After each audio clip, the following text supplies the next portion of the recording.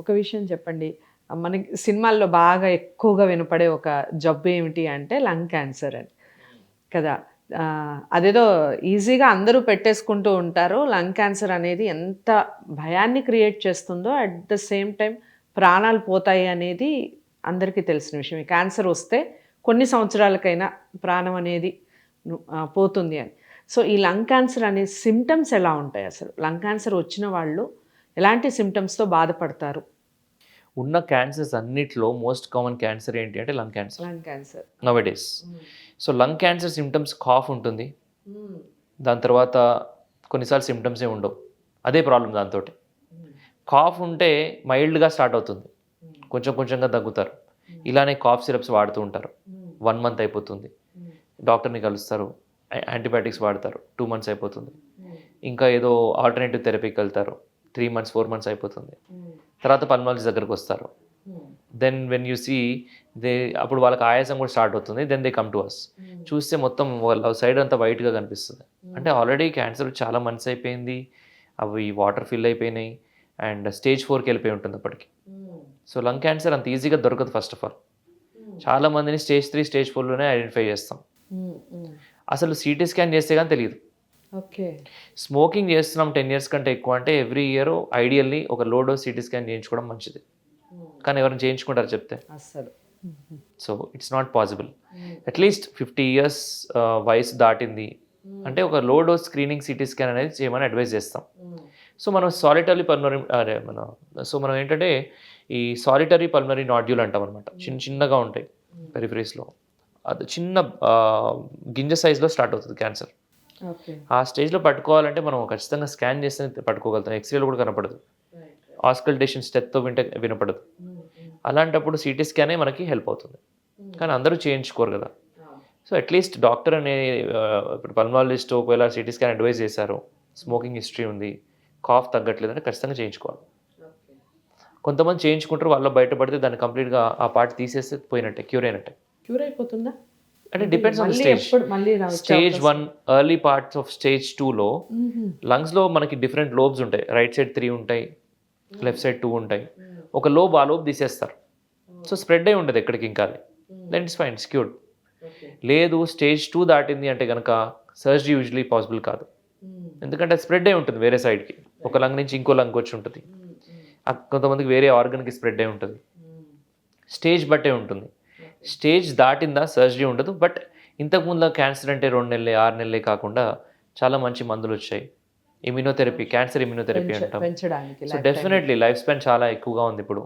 So అంత of course it's dangerous thing and not an easy thing to digest. But treatment ఉంది, there is a hope. ఇప్పుడు better. Last 10 yearsలో చాలా advance అయింది oncology especially. So there are many oncologist especially in Hyderabad.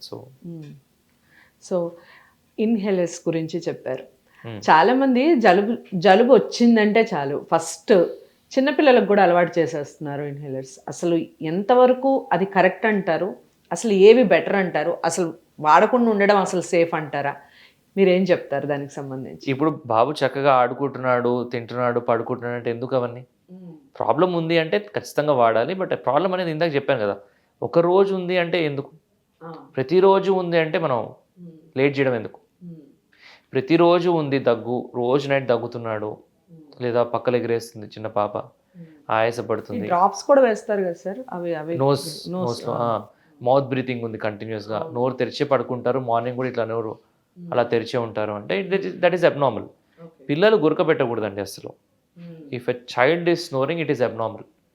చిన్నపిల్లల నుంచి 1 year baby నుంచి ఏ వయసు like 10-15 years వరకు స్నోరింగ్ ఉండదు పిల్లలకి యూజువలీ, బికాజ్ వాళ్ళకి అంత జబ్బు ఏమి స్టార్ట్ అవ్వదు. బట్ స్నోరింగ్ ఉంది అంటే maybe they have blocked nose, allergy, maybe they have big tonsils. Tonsils, adenoids అందరికీ ఉంటాయి, పిల్లలకి ఉండాలి, వెరీ వెరీ ఇంపార్టెంట్, ప్రొటెక్టివ్. కానీ ఉండాల్సిన దానికంటే సైజ్ పెద్దగా ఉంటేనే ప్రాబ్లం. అంటే మరీ బల్కీగా అయిపోయి గాలిని లోపలికి వెళ్ళలేకపోతే కష్టం కదా. అలాంటప్పుడు నిద్రపోతున్నప్పుడు సడన్గా అని చోక్ అవుతుంటారు పిల్లలు. ఒక దగ్గర పడుకోరు, అటు ఇటు తిరుగుతూ ఉంటారు బెడ్ క్లాక్ లాగా, అండ్ పొజిషన్స్ మారుస్తుంటారు. ఇవన్నీ కూడా అడినాయిడ్స్, టాన్సిల్స్ పెద్దగా ఉన్నట్టు.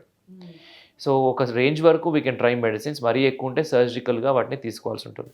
ఓకే. డిపెండ్స్. అండ్ ఇంకొకటి, సో నేజల్ స్ప్రేస్ అన్నారు, ఎస్ అలర్జీ ఉందంటే వాడాలి. బట్ ఏ నేజల్ స్ప్రే వాడాలనేది డాక్టర్ ఇస్తే తీసుకోండి. సింపుల్ సెలైన్ నేజల్ స్ప్రే తోటి పని అవ్వదు.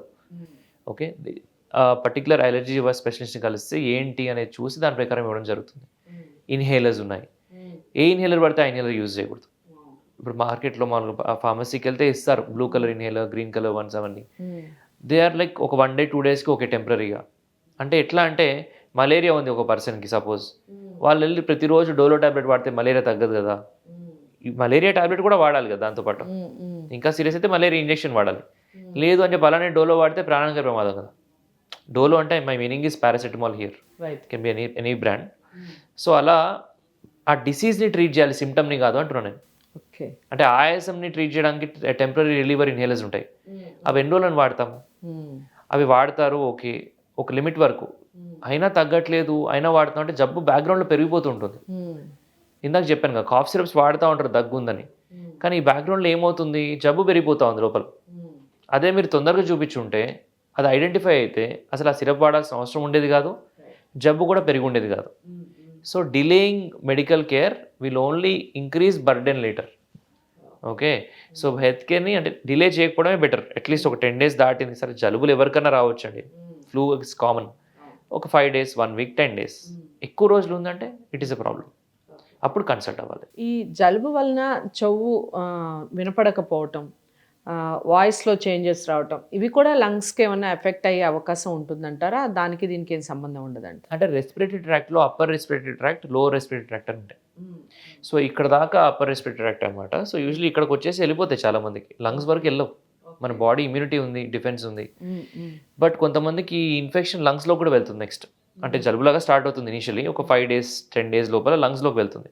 Then they have lot of cough ఉంటుంది, కొంతమందికి న్యూమోనియా ఫామ్ అవ్వచ్చు, ఆయాసం వస్తుంది, ఇవన్నీ ఉంటాయి. సో డెఫినెట్లీ అప్పుడు డాక్టర్ని కన్సల్ట్ అవ్వాలి. లేదు మామూలుగా చిన్న జబ్బు అంటే సింటమాటిక్ ట్రీట్మెంట్ తీసుకొని మేమే ఎంకరేజ్ చేస్తాం. Take some cold tablet or cold syrup, wait for 5 days, if you're fine then it's fine. లేదు 5 days తర్వాత ఇంకా ప్రాబ్లం పెరుగుతుందంటే కన్సల్ట్ అవ్వాలి కదా. 5 రోజులు జలుబు వచ్చి తగ్గిపోయిందంటే ఇట్స్ ఓకే, చాలా కామన్, అందరికీ వస్తాయి, ఎవ్రీ ఇయర్ 2-3 times వస్తాయి అందరికీ. That is a natural thing, that is how we build our immune system, we activate it every year, something like that. Okay, జలుబులు రాకుండా ఉండడం అట్లాంటిది ఉండదు, అందరికీ వస్తాయి, రావాలి కూడా. కానీ డేంజరస్ వైరసెస్ ఉంటాయి కొన్నిసార్లు. మనం కోవిడ్ చూసాం, అది రావాలని కోరుకోకూడదు, రైట్? సో కోవిడ్ కానీ వచ్చేసింది, అందరికి వచ్చే వరకు వదిలిపెట్టలేదు, అందరికి వచ్చింది కోవిడ్. సో కోవిడ్ రాని వాళ్ళు ఉండరు యూజువలీ, అంటే నాకు సిమ్టమ్స్ ఏం లేవంటారు. కొంతమంది టెస్ట్లు చేయించుకోలేకుండా అలా ఉంటారు కాబట్టి మాకు రాలేదు అని ఫీల్లో ఉంటారు. సిమ్టమ్స్ ఉండవు అసలు, 85% మెంబర్స్ సిమ్టమ్సే లేవు. అంటే 85% పాపులేషన్ సిమ్టమ్స్ లేవు ఎవరికి, జలుబు కానీ ఇవి కానీ. సో ఐసీయూ హాస్పిటల్స్ అంతా 5% వాళ్ళే, మిగతా వాళ్ళందరికీ వచ్చింది, అందరికీ రాంది వదిలిపెట్టదు. సో ఒక్కసారి అందరూ వచ్చి ఇమ్యూనిటీ వచ్చేసరికి స్లోలీ వ్యాక్సిన్ తర్వాత ఇదంతా అయ్యేసరికి కొంచెం కామ్ డౌన్ అయినాయి, అంటే స్ట్రెయిన్ యొక్క విరులెన్స్ తగ్గింది. ఇలాగ మనకి సీజనల్ ఫ్లూస్ ఉంటాయి, స్వైన్ ఫ్లూ అని ఒకసారి విన్నాం మనము 2009-2010లో. అది అప్పుడు వచ్చి పోయింది అనుకోవద్దు, ఎవ్రీ ఇయర్ వస్తుంటుంది. చాలా కేసెస్ ఉంటాయి, చాలా మందికి ARDS అనే జబ్బు వస్తుంది, దానివల్ల ప్రాణాలు కోల్పోతూ ఉంటారు. Every year it happens in ICUs, but people don't know అంతే. Only doctors will know, because it is not a big news. COVID was a very big news, అందరికి వచ్చింది ఒకటేసారి. ఓకే, సో స్వైన్ ఫ్లూస్ ఇప్పటికి కూడా ఉన్నాయి, అందుకే flu vaccine వేసుకోమని recommend చేస్తాం. ఎందుకంటే కొంతమంది వ్యాక్సిన్ వేసుకుంటే సేఫ్, వేసుకోకపోతే రిస్క్లో ఉన్నట్టు. సో చాలామందికి ఈ డౌట్ ఉంటుంది, చిన్నపిల్లల్లో కానీ పెద్దవాళ్ళలో కానీ అసలు ఎలాంటి టెస్ట్లు చేయించుకోవాలి? ఒక డాక్టర్ని కన్సల్ట్ అయ్యే ముందు కొన్ని టెస్ట్లతో మీ దగ్గరికి రావాలంటారా, లేదా మీ దగ్గరికి వచ్చాక మీరు పర్టికులర్ టెస్ట్లు రాస్తే వాటిని చేయించుకుంటే బెటర్ అంటారా? లేదా మనకి డౌట్ అనిపించింది డైరెక్ట్గా వెళ్ళి కొన్ని టెస్ట్లు, లేదా ఇన్ని మంత్స్కి ఈ టెస్ట్లు చేయించుకోవటం వల్ల మనం సేఫ్ జోన్లో ఉంటామని మీరు ఏదైనా సజెస్ట్ చేయగలరా? ఇప్పుడు చాలా హాస్పిటల్స్లో మాస్టరల్ చెకప్స్ అని ఉన్నాయి కదా, అది మీరు వాలంటరీగా చేసుకుంటున్నారు కదా చాలామంది, దాట్స్ ఓకే. అట్లనే దగ్గు ఉంది, ఎక్స్రే చేయించుకుని డాక్టర్ దగ్గర రావడం తప్పేం లేదు, ఓకేనా? సో కొన్ని ఏంటంటే మనం సింపుల్ బ్లడ్ పిక్చర్, CBP ఉంది, ఇన్ఫెక్షన్ ఉంది, ముందు చేయించుకునడంలో ఏం తప్పలేదు. కొన్ని స్పెసిఫిక్ ఇన్వెస్టిగేషన్స్ ఉంటాయి, అవి అఫ్కోర్స్ డాక్టర్సే ప్రిస్క్రైబ్ చేస్తారు. సో అవి ఏంటంటే స్పెసిఫిక్గా CT స్కాన్ ఉందనుకో, అందరు చేయించుకోరు కదా డైరెక్ట్గా వెళ్ళి. ఎక్స్రే ఈజ్ ఓకే, బట్ అది చూసి ఇంకా ఈ సిటీ స్కాన్ అవసరం అంటే then you have to get it done because maybe we're suspecting something there. ఒక బ్లడ్ ఇన్వెస్టిగేషన్ చూసి ఓకే ఇది ప్రాబ్లం చూపిస్తుంది, will do this next.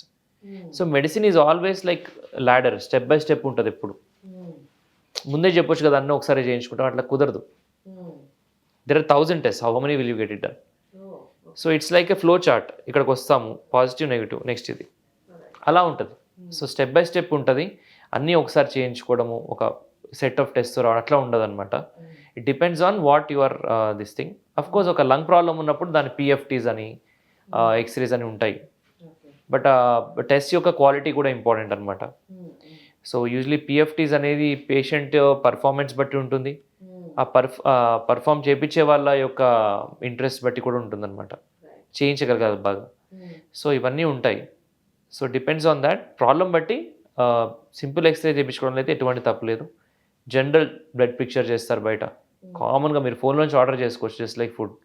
They will come and take your blood and go and give you reports, right? So blood test కూడా మీరు order చేసుకోవచ్చు. అట్లా చేసుకోవడంలో ఏం తప్పలేదండి, జనరల్ హెల్త్ ప్రొఫైల్ లాగా. దాంట్లో ప్రాబ్లం కనిపిస్తే then doctor will tell what to get it done next.